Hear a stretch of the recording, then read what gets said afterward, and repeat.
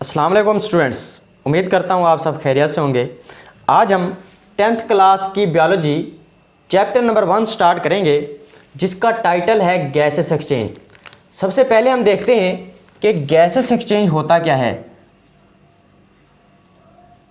Gases exchange technically हम इसको कह सकते हैं टेकिंग इन ऑक्सीजन को बॉडी के अंदर लेकर आना एंड गिविंग आउट ऑफ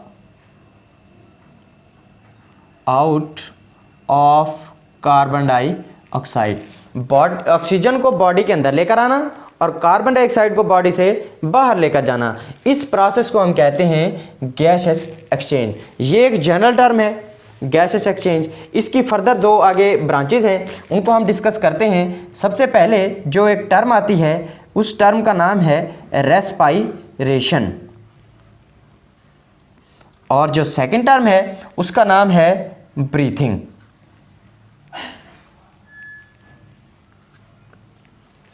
हम देखते हैं कि रेस्पिरेशन क्या है।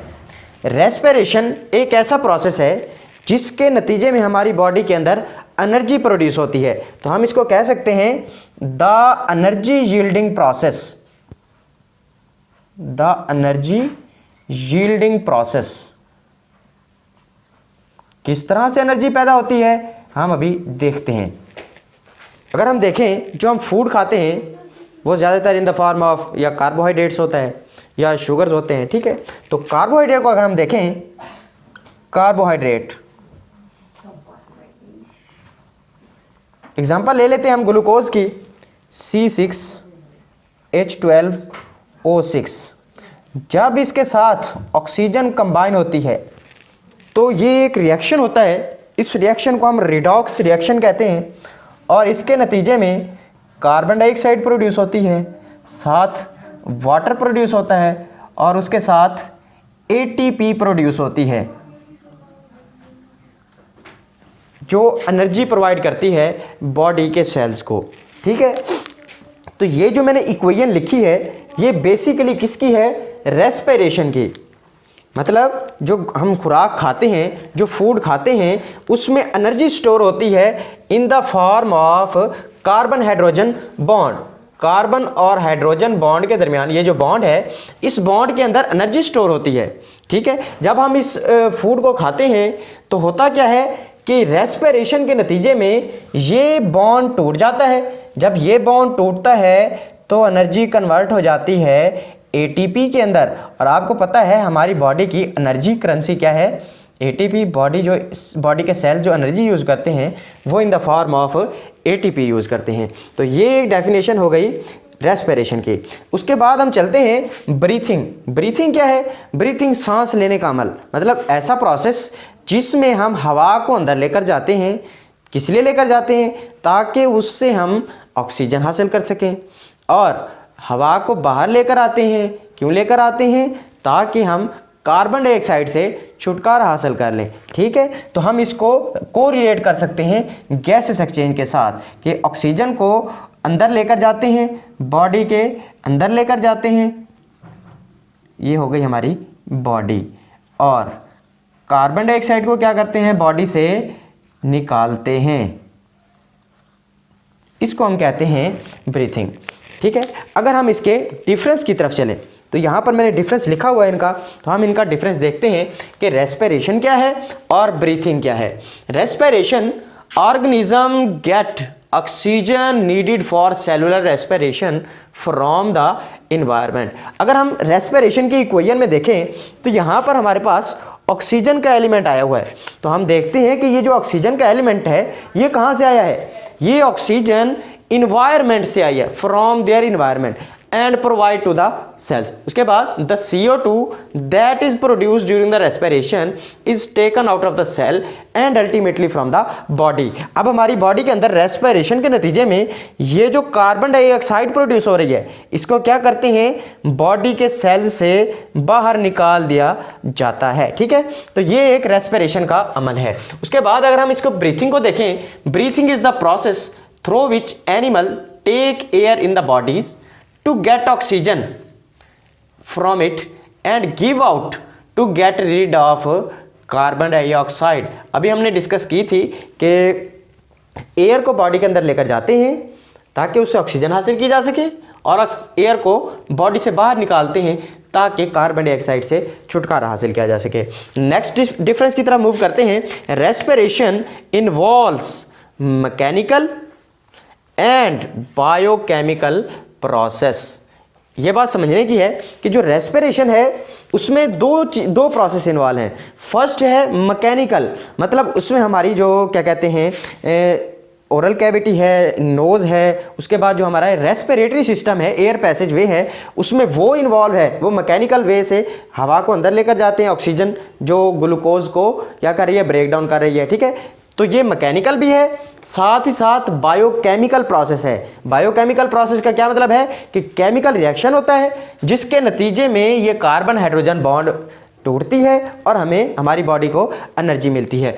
तो रेस्पिरेशन दोनों प्रोसेस को इन्वॉल्व करता है, उसमें मैकेनिकल प्रोसेस भी इन्वॉल्व है और उसमें बायोकेमिकल प्रोसेस भी इन्वॉल्व है। वेयर एज अगर हम ब्रीथिंग को देखें तो is the only mechanical process. तो जो ब्रीथिंग है वो जस्ट क्या है, मैकेनिकल प्रोसेस है। हमारे उसमें रेस्पिरेटरी या एयर पैसेज वे इन्वॉल्व है, वो हवा को अंदर लेकर जाते हैं और ऑक्सीजन लेकर और कार्बन डाइऑक्साइड को बॉडी से बाहर निकाल दिया जाता है। तो breathing is just only the mechanical process, या हम इसको फिजिकल प्रोसेस भी कह सकते हैं। और इसके बाद अगर हम नेक्स्ट डिफरेंस की तरफ मूव करें तो cellular respiration occurs in the cell in the following steps. अब ये जो सेल के अंदर ये एनर्जी प्रोडक्शन का जो अमल है, जब ग्लूकोज की ब्रेकडाउन होती है, ऑक्सीजन की मौजूदगी में कार्बन डाइऑक्साइड, वाटर और एटीपी बनती है, तो ये जो एनर्जी बनती है, इस एनर्जी बनने के अमल में 3 स्टेप्स इन्वॉल्व होते हैं। सबसे पहले जो प्रोसेस है ग्लाइकोलाइसिस, ग्लूकोज की ब्रेक डाउन होती है।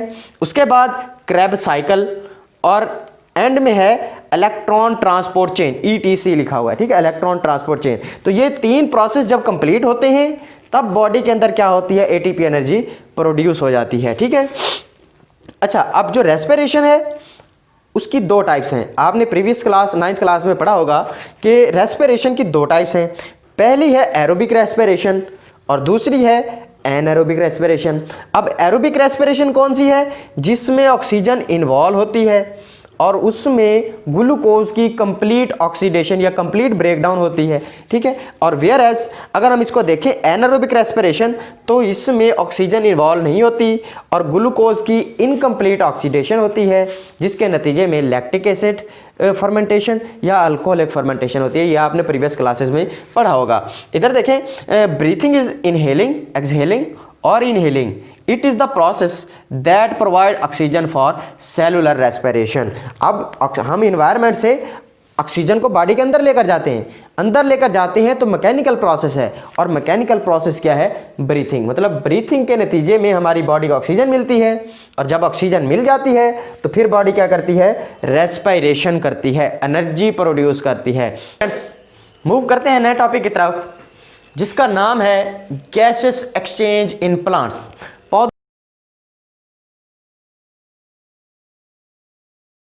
पौधों में गैसों का तबादला किस तरह से होता है। हम देखते हैं कि जिस तरह से ह्यूमंस के अंदर गैसों के तबादले के लिए एक सिस्टम है, रेस्पिरेटरी सिस्टम है जिसका नाम है, तो उसमें एयर जाती है नोज से, फिर लंग्स में जाती है, उसके बाद फिर हम उसको एक्सहेल करते हैं। इस तरह से ह्यूमंस के अंदर एक सिस्टम है, पूरा मैकेनिज्म है। लेकिन अगर हम प्लांट्स की एग्जांपल लें तो प्लांट्स में ऐसा कोई सिस्टम नहीं है कि जिस तरह से वो अपने गैसों का तबादला कर सकें। तो प्लांट्स में गैसों का तबादला किस तरह से होता है, each cell carry out its gases exchange by its own.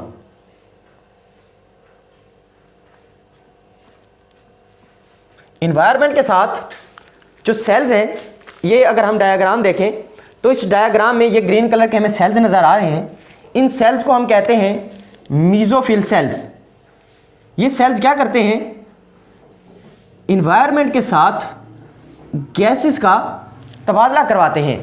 तो इसमें कोई खास ऑर्गन या ऑर्गन सिस्टम नहीं है, लेकिन इसके हर सेल, प्लांट का हर एक सेल इन्वायरमेंट के साथ गैसों का तबादला करवाते हैं।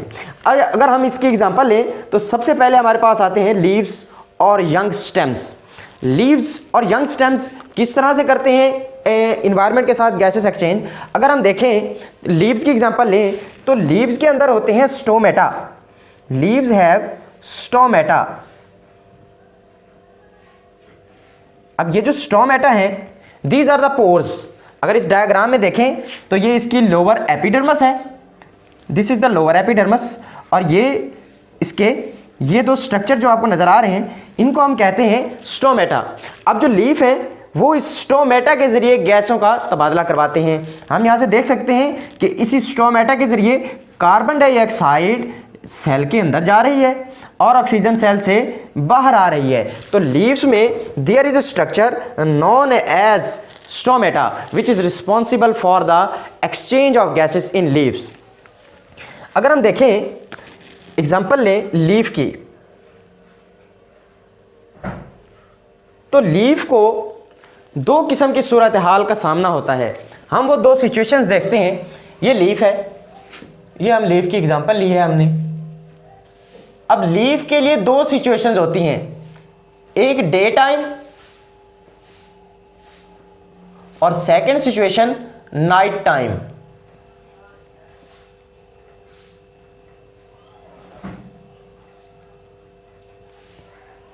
अब हमें पता है कि दिन के वक्त क्योंकि सूरज की रोशनी होती है तो प्लांट्स क्या करते हैं, फोटोसेंसिस करते हैं। फोटोसेंसिस अगर हम इसको रिकॉल करवा देता हूँ, फोटोसेंसिस क्या है? फोटोसेंसिस एक ऐसा प्रोसेस है जिसमें प्लांट्स कार्बन डाइऑक्साइड और वाटर को इस्तेमाल करते हैं in the presence of sunlight and chlorophyll, और मैन्युफैक्चर क्या करते हैं, मैक्रोमॉलिक्यूल यानी ग्लूकोज सिंथेसाइज करते हैं और उसके साथ ऑक्सीजन भी सिंथेसाइज करते हैं एज अ बाय प्रोडक्ट। ये है फोटोसेंसिस।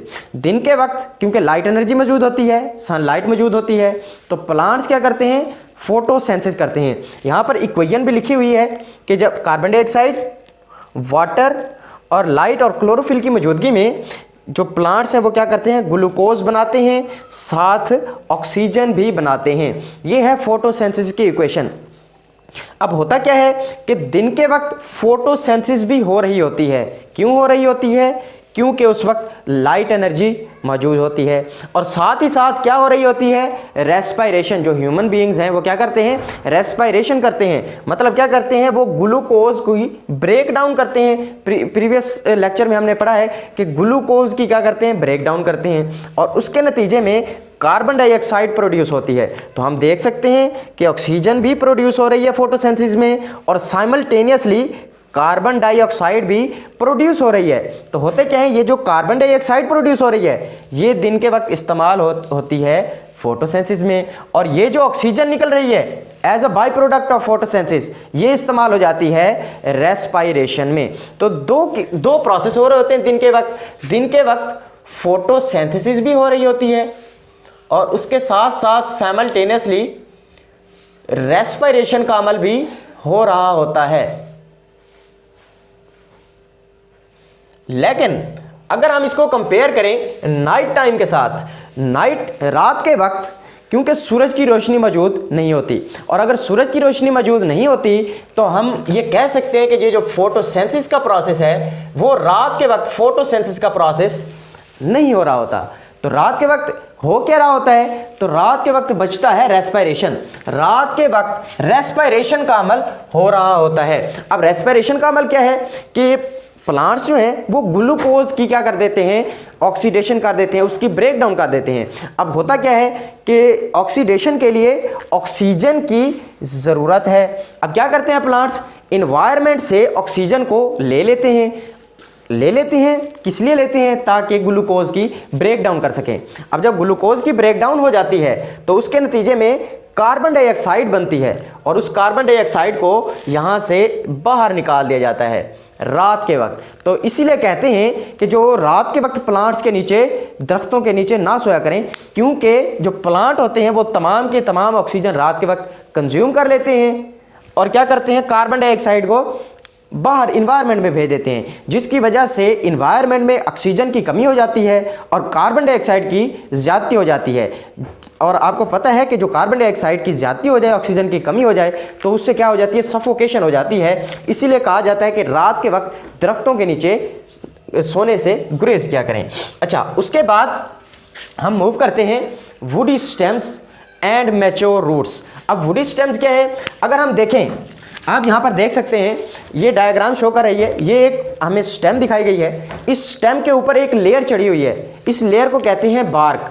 अब ये बार्क क्या है, ना इसमें से गैसें बाहर आ सकती हैं और ना इसमें से वाटर बाहर आ सकते हैं। इसके अंदर कुछ डेड सेल्स हैं, उन डेड सेल्स को हम कहते हैं lenticels.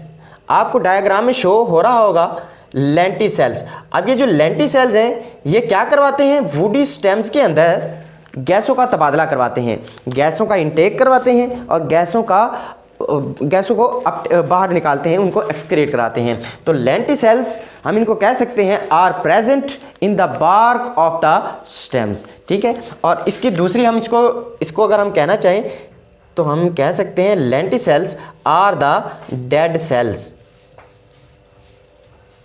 Which are accumulated in the bark। उसके बाद मैच्योर रूट। अब जो मैच्योर रूट्स होती हैं सॉइल के अंदर, जो इम्प्रेग्नेटेड होती हैं, ये डायग्राम में आप देख सकते हैं कि ये डायग्राम के अंदर इसकी रूट्स ज़मीन के अंदर फैली हुई हैं। अब होता क्या है, गैसों का तबादला किस तरह से होता है।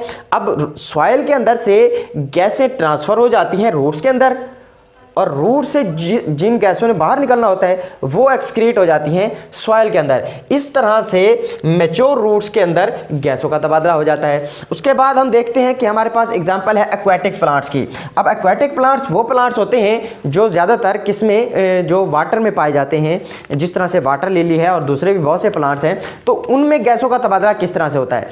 अब होता इस तरह से है, अब जो एक्वाटिक प्लांट्स हैं वो क्या करते हैं, ऑक्सीजन हासिल करते हैं, गेट ऑक्सीजन।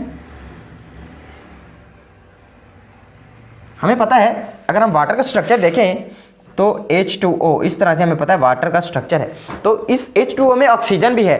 अब ये वाटर के अंदर डिजॉल्व होती है। एक्वाटिक प्लांट्स क्या करते हैं, इस डिजॉल्व ऑक्सीजन को एक्वायर कर लेते हैं और कार्बन डाइऑक्साइड जो रिलीज होती है वो उसी वाटर के अंदर ही कर देते हैं। तो इस तरह से एक्वाटिक प्लांट्स में गैसों का तबादला हो जाता है। हम एक दफ़ा इसके स्ट्रक्चर को देख लेते हैं। ये हमारे पास एक लीफ का क्रॉस सेक्शनल एरिया दिखाया गया है। सबसे पहले इसके ऊपर एक क्यूटिकल, एक वैक्स की लेयर चढ़ी होती है। इस वैक्स की लेयर को हम कहते हैं क्यूटिकल।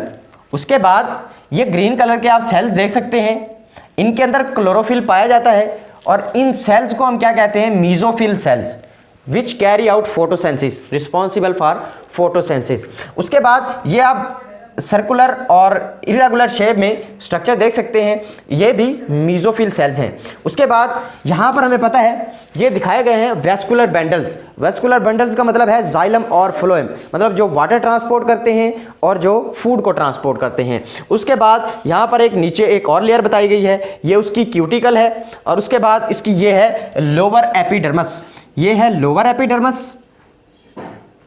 और यहाँ पर ये दिखाई गई है, ये है इसकी अपर एपिडर्मस।